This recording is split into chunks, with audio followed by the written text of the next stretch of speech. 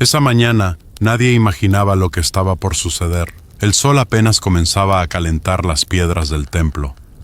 La gente se reunía despacio, como siempre, buscando un lugar donde sentarse y escuchar. Jesús estaba allí, sentado, hablando con calma. Su voz era suave pero firme. Las palabras fluían como un río que todos querían seguir.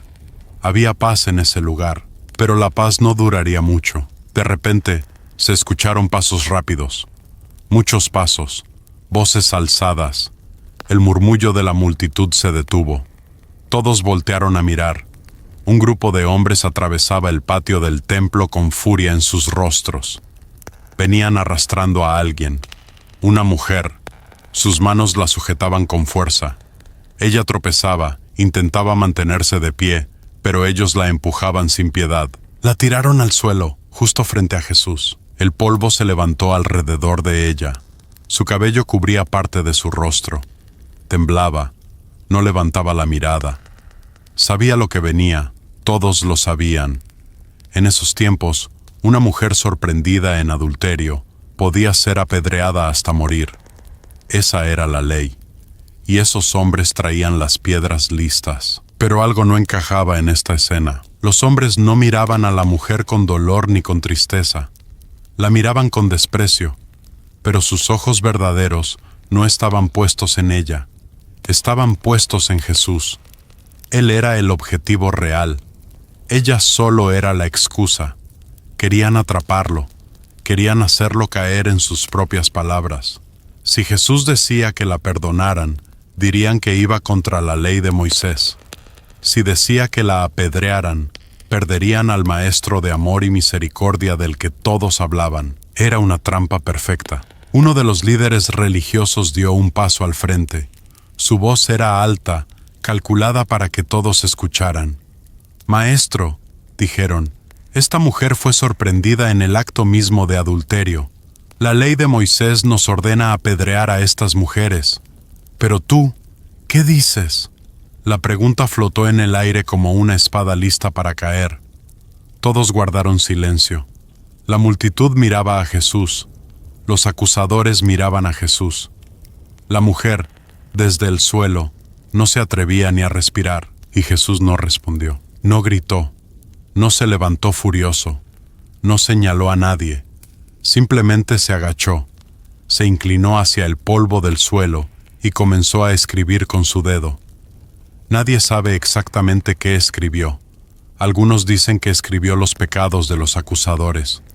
Otros creen que escribió palabras de la ley que ellos mismos habían olvidado. Pero lo que importaba no era lo que escribía, era lo que ese gesto provocaba. Un silencio incómodo llenó el lugar. Los acusadores esperaban una respuesta rápida, una declaración clara, pero Jesús no les daba eso. Su silencio los desarmaba, su calma los confundía. Ellos querían una pelea, y Él les ofrecía paciencia. Querían acusación, y Él les daba reflexión. El tiempo pasaba lento. Cada segundo que Jesús permanecía en silencio, hacía que la trampa comenzara a cerrarse sobre ellos mismos. Insistieron. «Maestro, ¿qué dices?». Repitieron la pregunta. Levantaron la voz. Querían forzarlo a hablar. Pero Jesús seguía escribiendo. Su dedo trazaba líneas en el polvo. El viento las borraba despacio. Y en medio de ese silencio, algo comenzó a cambiar. Los hombres empezaron a mirarse entre ellos. Sus certezas comenzaron a temblar. La mujer seguía en el suelo, inmóvil, esperando su destino. Y entonces Jesús levantó la mirada. Se incorporó lentamente. Sus ojos recorrieron al grupo de acusadores. No había ira en su rostro. No había desprecio. Solo una claridad que atravesaba todo. Y cuando habló, sus palabras fueron como un rayo que partió la escena en dos. «El que de vosotros esté sin pecado», dijo con voz firme pero serena, «que tire la primera piedra». Y volvió a agacharse. Volvió a escribir en el polvo. Nadie se movió. Las piedras seguían en sus manos. Pero ahora pesaban diferente. Ya no eran armas de justicia, eran espejos. Cada hombre que sostenía una piedra se vio obligado a mirarse a sí mismo. a recordar sus propias fallas, sus propios secretos, sus propias mentiras. La trampa que habían preparado para Jesús acababa de convertirse en una trampa para ellos mismos, y el silencio lo cambió todo. El silencio era ensordecedor. Todos esperaban que Jesús hablara, que diera un discurso, que explicara la ley o que defendiera a la mujer con argumentos brillantes. Pero él no hacía nada de eso, simplemente seguía agachado, escribiendo en el polvo con su dedo. El viento movía su túnica despacio. El sol caía sobre su espalda, y ese gesto simple, ese acto tan ordinario, comenzaba a desarmar algo profundo en cada corazón presente. Los acusadores seguían de pie, inmóviles. Sus manos apretaban las piedras con fuerza. Habían venido preparados para ejecutar justicia. Habían ensayado sus palabras. Sabían exactamente qué decir para quedar bien ante la multitud. Pero ahora, frente al silencio de Jesús, todas esas palabras se sentían vacías. La trampa que habían diseñado con tanta precisión comenzaba a volverse contra ellos, no porque Jesús los atacara, sino porque los hacía pensar. La mujer seguía en el suelo, sin moverse. Su respiración era entrecortada. Podía escuchar el silencio. Podía sentir las miradas clavadas en ella. Sabía que en cualquier momento las piedras comenzarían a volar. Había aceptado su destino. No había escapatoria. No había defensa. Solo quedaba esperar el golpe final. Pero ese golpe no llegaba, y en ese silencio inesperado, algo extraño comenzó a suceder dentro de ella. Una chispa pequeña, una esperanza que no se atrevía a nombrar. Jesús seguía escribiendo. Nadie sabe con certeza qué palabras trazaba en el polvo. Algunos creen que escribió los nombres de los acusadores. Otros piensan que escribió pasajes de la ley que ellos habían olvidado convenientemente. Tal vez escribió los pecados ocultos de cada uno. O tal vez solo dibujaba líneas sin sentido. Pero lo que escribía no importaba tanto como el acto mismo. Cada trazo en el polvo era un espejo. Cada segundo de silencio era una invitación a mirar hacia adentro. Uno de los líderes carraspeó, se movió inquieto, miró a sus compañeros buscando apoyo, pero nadie hablaba. Todos sentían lo mismo, una incomodidad creciente, una pregunta que no querían responder. El silencio de Jesús no era pasivo, era activo, los obligaba a enfrentarse a sí mismos, a recordar que ellos también tenían secretos, que ellos también habían fallado, que la piedra en su mano no los hacía mejores que la mujer en el suelo. La multitud observaba en silencio. Algunos habían llegado esperando un espectáculo, una ejecución pública que confirmara su propia rectitud. Pero ahora, viendo a Jesús agachado, viendo a los acusadores callados, algo cambiaba en sus corazones también. La escena ya no se trataba de castigar a una pecadora.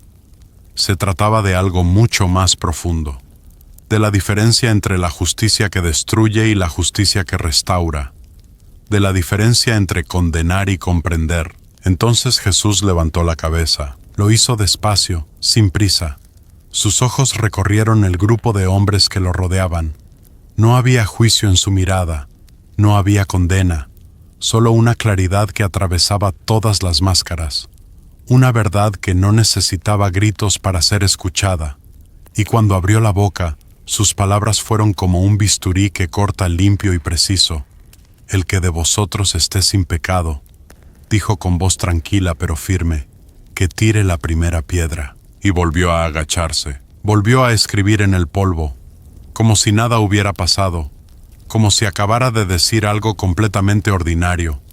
Pero esas palabras habían cambiado todo, habían movido el peso de la escena. Ya no se trataba de la mujer, ahora se trataba de ellos, de su propia pureza, de su propio derecho a juzgar. Y cada hombre allí sabía, en lo profundo de su conciencia, que ese derecho no existía. Las piedras comenzaron a sentirse pesadas, no porque fueran más grandes, sino porque ahora cargaban un peso diferente, el peso de la hipocresía, el peso de los propios pecados escondidos. Cada acusador miraba la piedra en su mano y se veía reflejado en ella. Recordaba las veces que había fallado, las veces que había mentido, las veces que había hecho exactamente lo que ahora condenaba, y ese peso se volvía insoportable. Jesús seguía escribiendo en el polvo. No miraba a nadie, no presionaba a nadie, simplemente dejaba que sus palabras hicieran su trabajo. Dejaba que el silencio penetrara en cada corazón. Dejaba que la conciencia de cada hombre hablara más fuerte que cualquier argumento. Y en ese silencio, en esa pausa imposible, algo comenzó a quebrarse, no con violencia, sino con la suavidad de una verdad que ya no puede ser ignorada. Y entonces sucedió. Uno de los hombres mayores bajó la mirada. Sus dedos se abrieron despacio. La piedra cayó al suelo con un ruido sordo. No dijo nada, no explicó nada. Simplemente se dio la vuelta y comenzó a caminar. Sus pasos eran lentos, cansados, como si acabara de despertar de un sueño largo y confuso. Y detrás de él, uno por uno, los demás comenzaron a hacer lo mismo. El primer hombre se fue sin decir palabra. Era uno de los más ancianos del grupo. Su barba gris se movía con el viento mientras caminaba. Había vivido suficiente para saber que los secretos pesan más que las piedras. Había cometido suficientes errores para entender que ningún hombre puede pararse sobre un pedestal y señalar sin que ese pedestal se derrumbe. Así que soltó la piedra. El sonido fue suave pero definitivo, y comenzó a alejarse del templo con pasos lentos y cansados. Detrás de él otro hombre hizo lo mismo, y luego otro, y otro más. Uno por uno, las piedras caían al suelo como confesiones mudas. Cada golpe seco contra el polvo era un reconocimiento silencioso. Yo tampoco soy perfecto, yo tampoco tengo derecho, yo tampoco puedo juzgar. Los más viejos fueron los primeros en irse. Ellos habían vivido lo suficiente para acumular su propia lista de fracasos.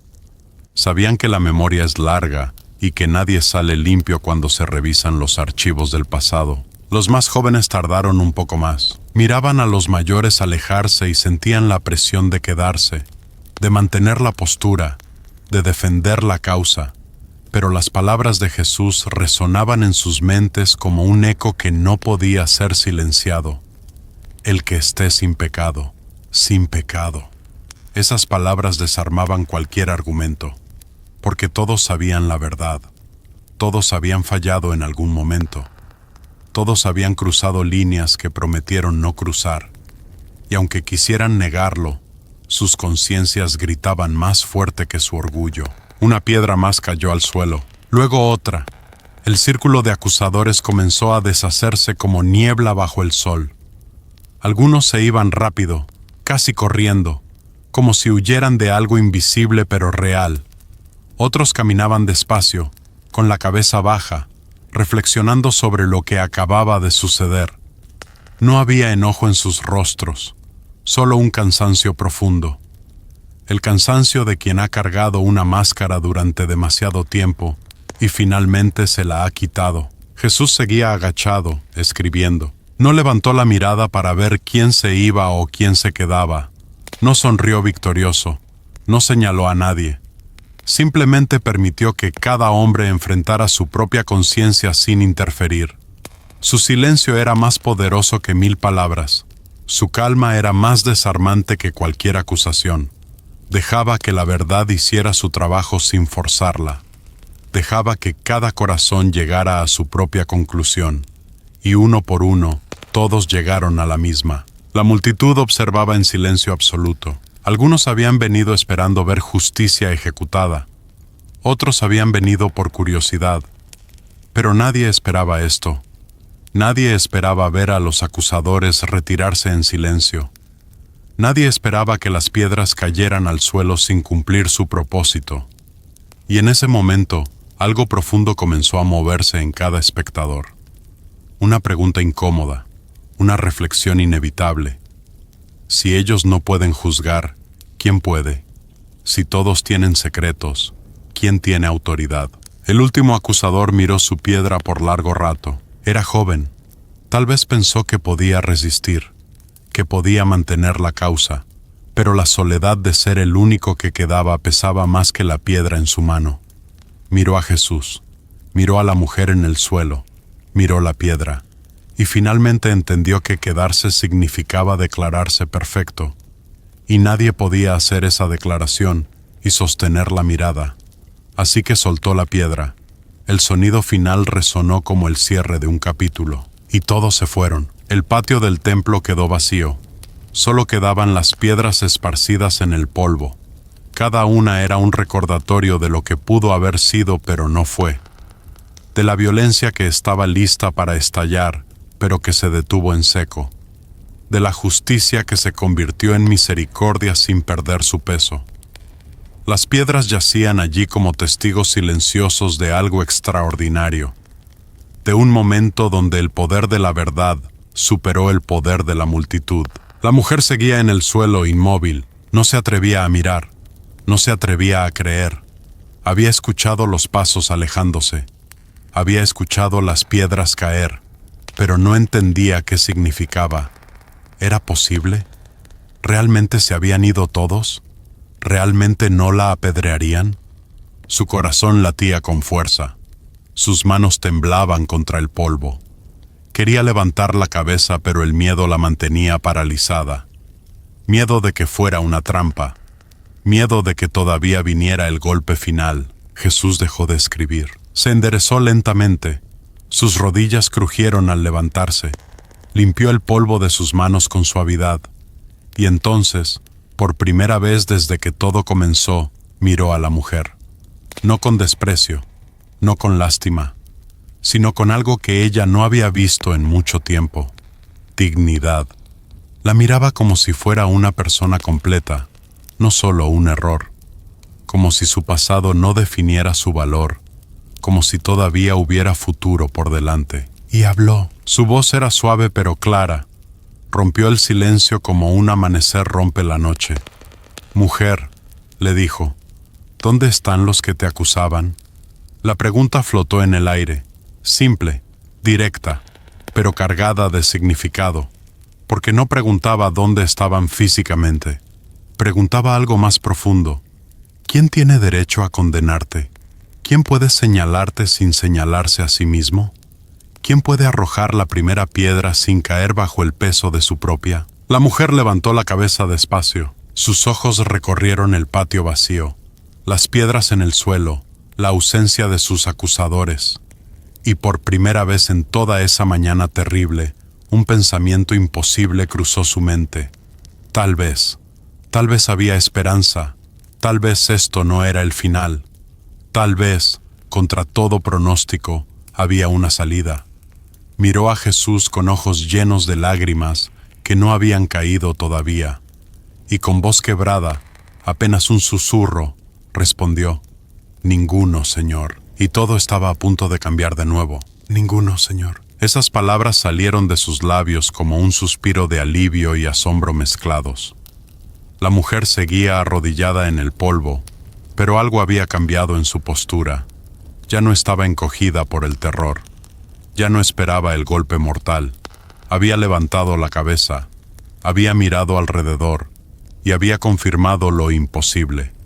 Todos se habían ido, los acusadores, los que traían piedras, los que gritaban justicia. Todos habían desaparecido como sombras al mediodía. Jesús la miró con calma. No había prisa en sus movimientos. No había urgencia en su voz. Simplemente estaba presente, completamente presente.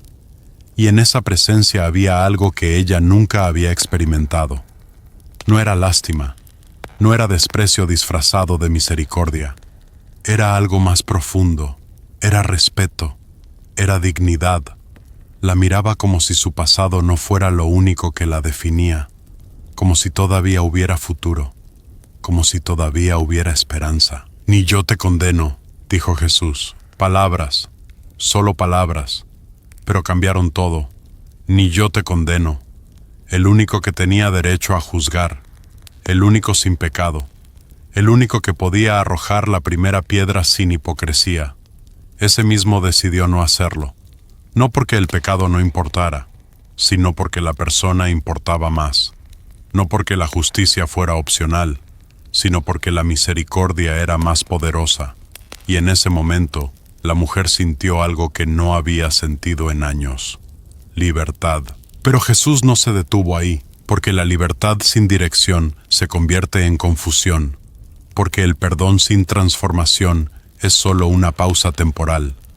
Jesús sabía que ella necesitaba más que una absolución, necesitaba un camino, necesitaba una razón para creer que podía ser diferente.